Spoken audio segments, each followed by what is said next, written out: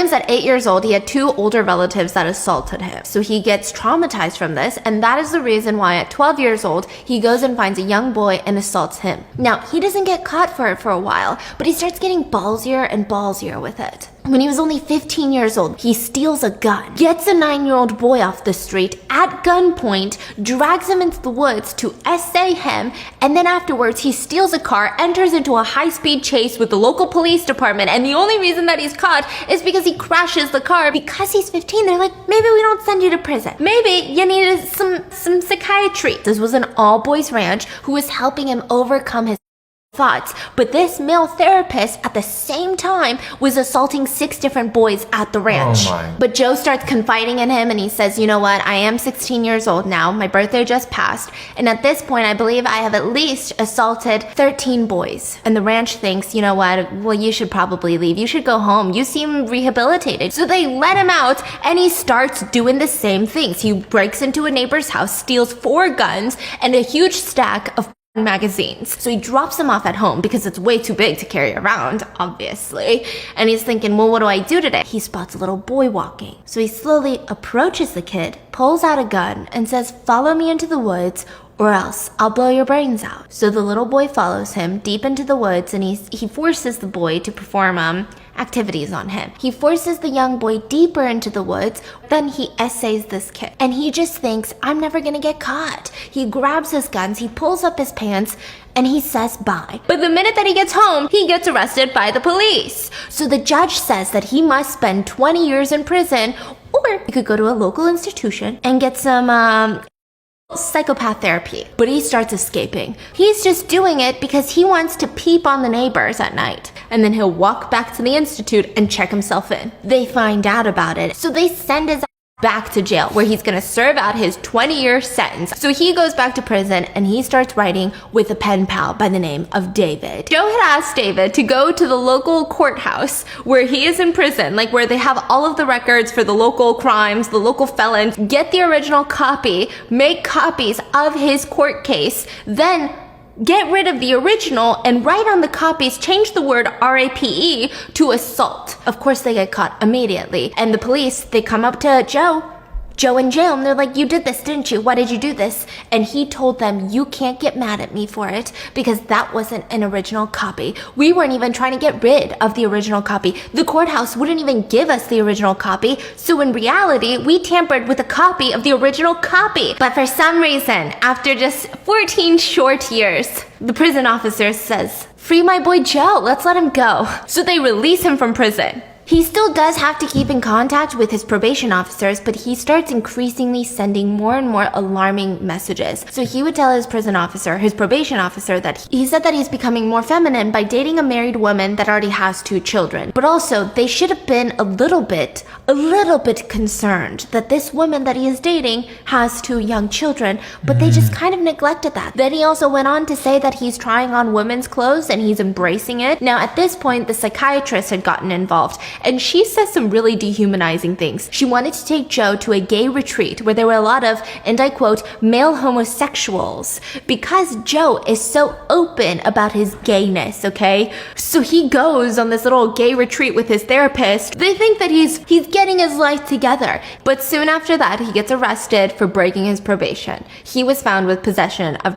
He spends 30 days in prison, and right when he gets out, 2 girls in the local area go missing. They were last seen exiting a motel that they were staying with their parents, and they just vanished. For 2 years, nobody had any leads. The 2 girls were later found buried in a shallow grave in an abandoned farm. So he would later claim this, but he doesn't know their names. He doesn't really remember much about the crime, but those weren't the only girls that went missing. There was another 7-year-old girl that had vanished, and she washed ashore on a local beach around the area that Joe was. They also suspected him of having something to do with her murder. She was partially clothed when they found her. Regardless of this, his probation officer kind of felt like, maybe he does. Maybe Joe is the person that's doing this to the young girls. He decided that he was going to do like an abrupt polygraph test on Joe. So when people went missing, these young kids went missing, they would hook him up to a polygraph machine and ask what he was doing that day. Oddly enough, Joe was failing these. And the probation officers were thinking, well, what do we do about this? This is not evidence. Exactly. This is not court admissible. I mean, this is just a heart attack. But how do we get him on this? Whatever it was, they were going to try to get him on. Maybe they were going to search his place. Maybe they were going to search his car. Maybe they were were gonna take his DNA. So he packs up his things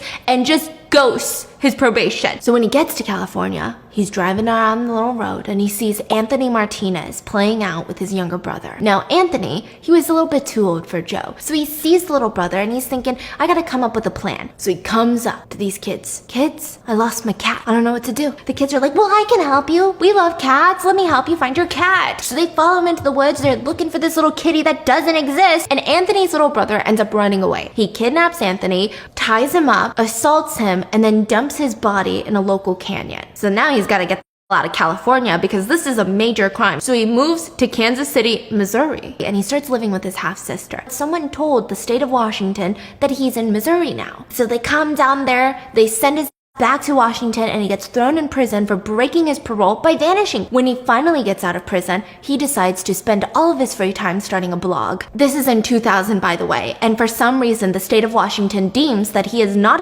predator. All he has to do is register as an offender, but he doesn't have to check in. So he gets on the internet and he starts his little blog and he writes about how society is using predators as a scapegoat to their bigger problems. He claims that pedophiles are some of the most misunderstood victims and souls of society. The children are not the victims. And in the same breath, in the same blog, he's also writing about his religious journey of being a Christian. Now, around this time, investigators believe that Jet was actually the person that had committed 4 other separate disappearances of young children in the areas that he was in.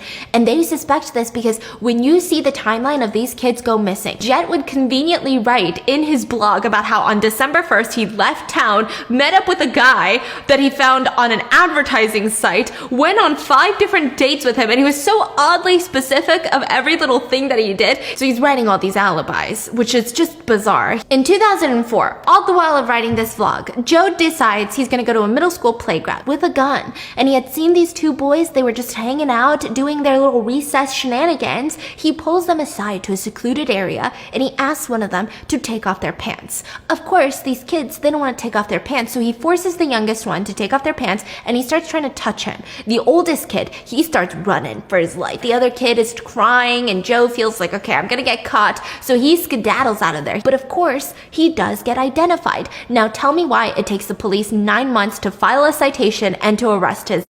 And once he was arrested, he got a $15,000 bail. Now, Jet, for some reason, had a ton of friends. So a businessman friend of his had decided to pay his bail in full for him, and he gets out. And he starts running from the law. The first stop when you run from the law is to go to Walmart and buy a video camera and night vision goggles. 10 days later, after buying those things, he rents a Jeep and he starts on his way to a tiny little town in Idaho. He gets into this lodge and he starts driving around. He sees the family. Now, this was in May of 2005, so Shasta and Dylan, they probably were outside in their bathing suits because they liked playing with the hose. Jet decides to stalk the whole family for days to come, and he decides in order to kidnap the 2 youngest children, he's got to kill 3. So one Sunday, after a long day of playing, Shasta and Dylan, they share a room. They went up into their room, they fell asleep, and in the middle of the night, Shasta is woken up by her mom calling their names. So she wakes up her brother Dylan, and they walk into the living room where they're faced with Brenda, Mark,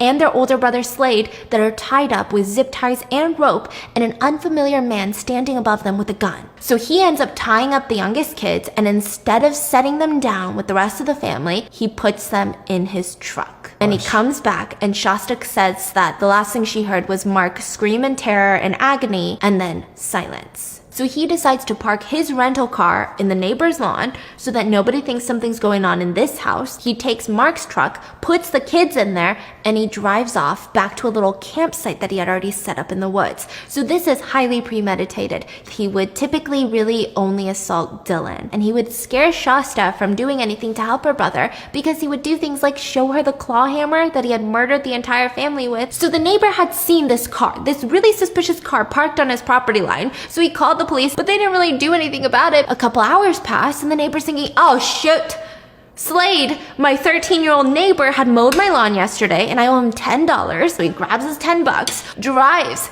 to the house, the family home, and he parks the car and he starts honking it, okay? Because that's like your way of saying hello. No one comes out. That's weird. But one of their cars is in the driveway. Someone should be home. He walks up to the porch and that's when he sees it, just all over the porch. So he skedaddles out of there, calls the police for the second time that day, and when the police get there, they knew something was wrong. So they see these 3 bodies, and the police at first had no idea that there were 2 other kids. So they tape off the house, it's on the local news, there's like drone footage, people are going nuts in the community, and that is when Mark's mom sees the house on the news. And she screams, rushes over, and she hears the officers talking about 3 bodies. And she's like, no, what are you talking about? It's 5 bodies. And that's when the intense search happened. So they get volunteers, they had helicopters involved, they had canine units. They start searching everywhere for these 2 kids. Once there were autopsies done on the 3 family members left behind, they found that the parents had in their system. So of course, the reporters are like, well, maybe it was like a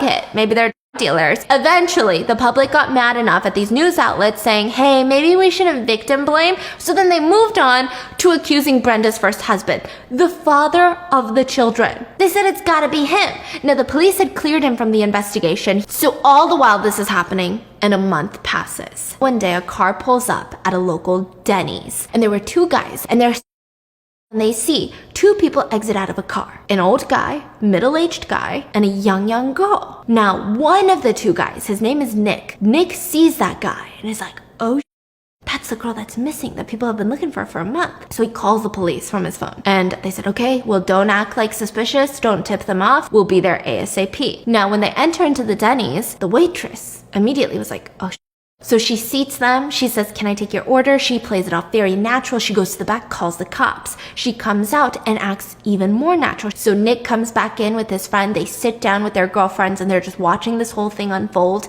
They had also mentioned that there was a poster of the missing kids in the lobby of the Denny's, the entrance. But when he had walked in, it was gone. So it seemed like while he was waiting for the hostess, Joe had ripped it off the wall. So they're eating their meal when the police come. They surround the place and they arrest Joe without incident. They also were led to Dylan's body, so Dylan had been murdered, and the whole town wanted Joe to face the death penalty. So even while in prison, Joe kept updating his blog. He would get some pen pals, he would write to them, and they would update his blog with whatever he had written. So the family had asked that they don't do the death penalty because it's a much lengthier process that requires a lot more testimonies, and it's just a really heartbreaking process. So he was sentenced to 3 consecutive life sentences without the possibility of parole. And thankfully, a lot of laws came after this, around the time and a little bit after. So there was Megan's Law, which required that all 50 states in the United States of America had to post information about their sex offenders. Then there was another law that was passed